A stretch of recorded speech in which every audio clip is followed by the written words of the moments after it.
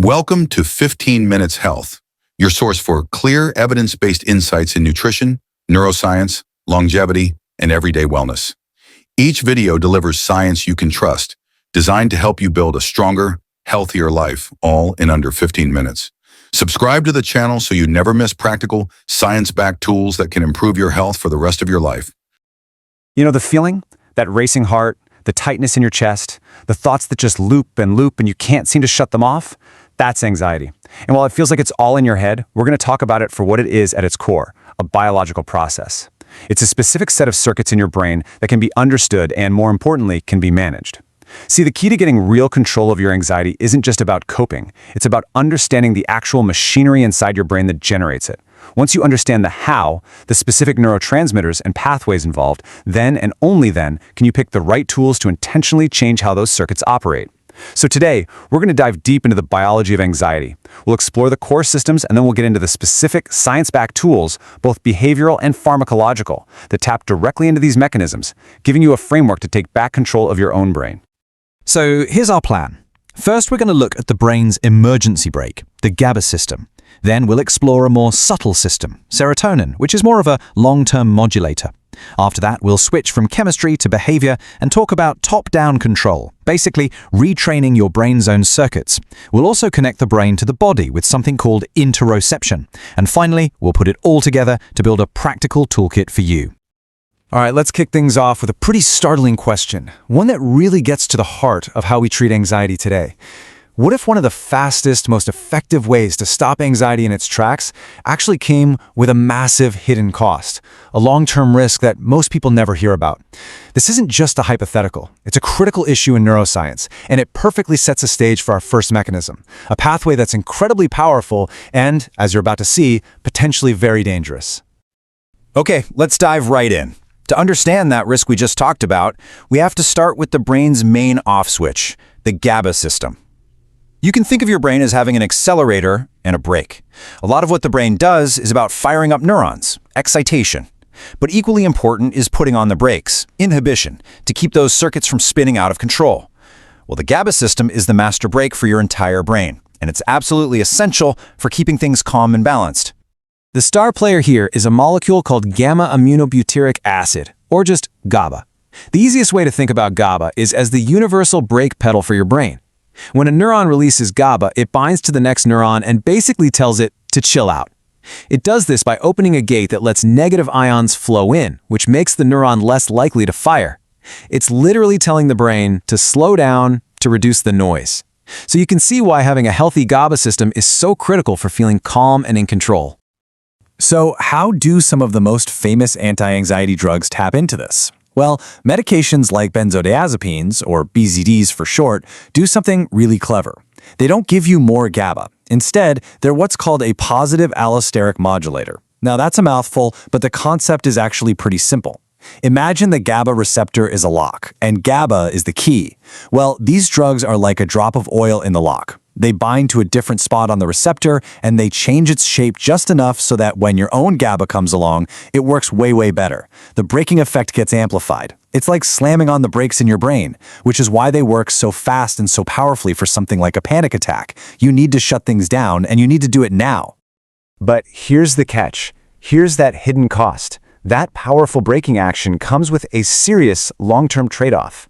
A huge study from 2024 by Sun and colleagues followed over 76,000 people for 5 years, and what they found is pretty alarming. People with anxiety who used these drugs long-term had a dramatically higher risk of developing other major psychiatric conditions. Just look at these numbers. They were 2.64 times more likely to be diagnosed with depression, 3 times more likely to develop a substance use disorder, and an absolutely staggering 4.39 times higher risk for bipolar disorders. The takeaway here is crucial. The tool that provides such an effective short-term fix might be rewiring the brain in a way that creates much bigger problems down the road. So you have to be asking, why? How can a drug that calms you down also be addictive and lead to these other issues? Well, to understand that, we need to look at the brain's reward system.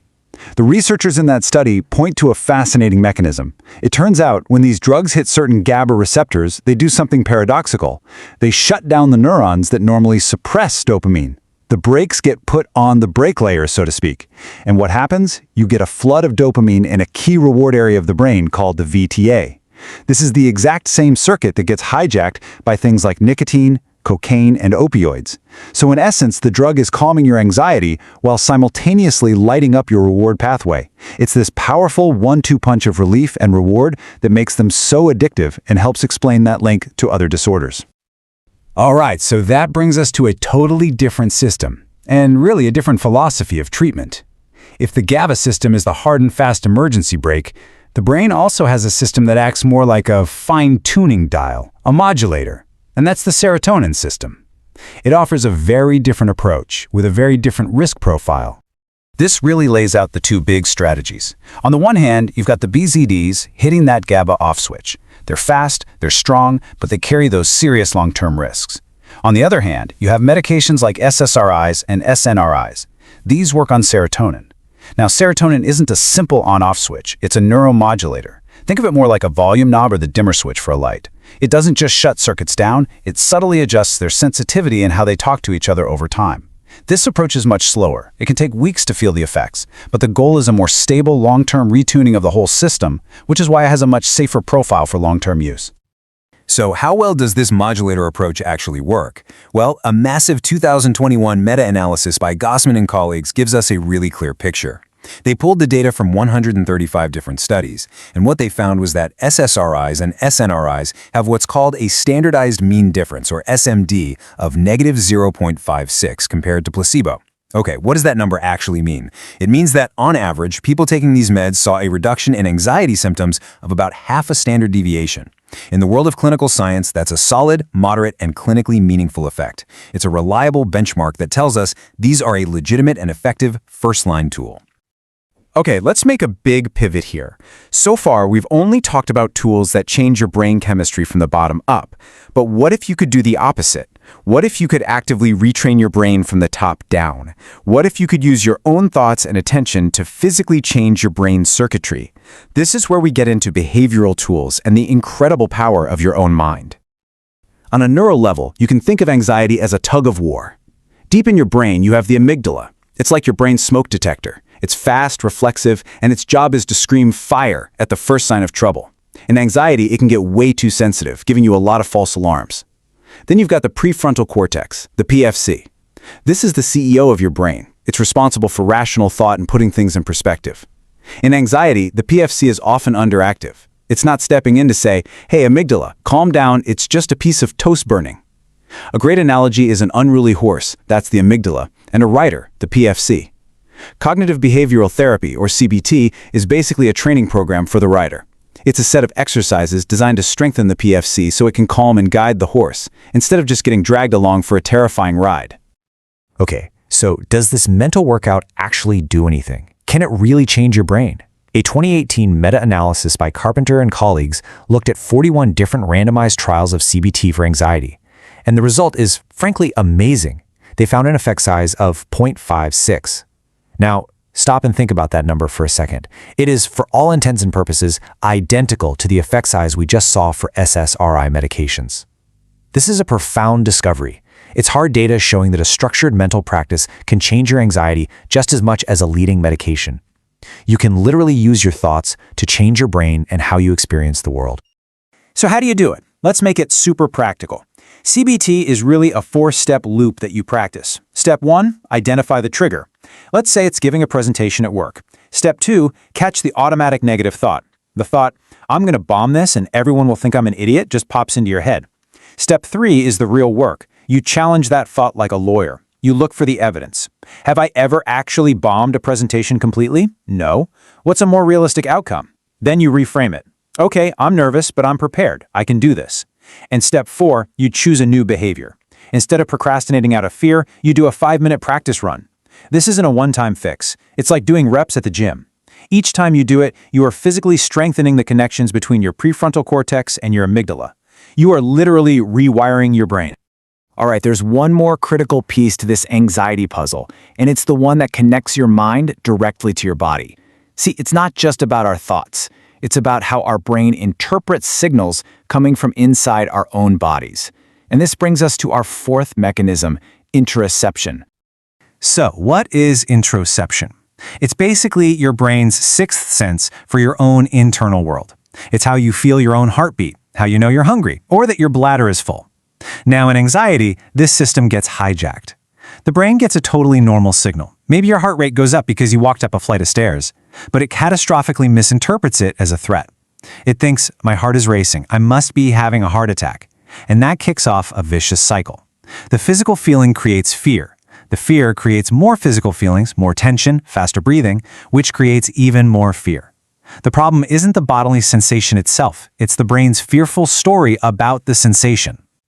So, a key tool to fix this is mindfulness-based stress reduction, or MBSR, and its core practices are all about improving your interoceptive skill.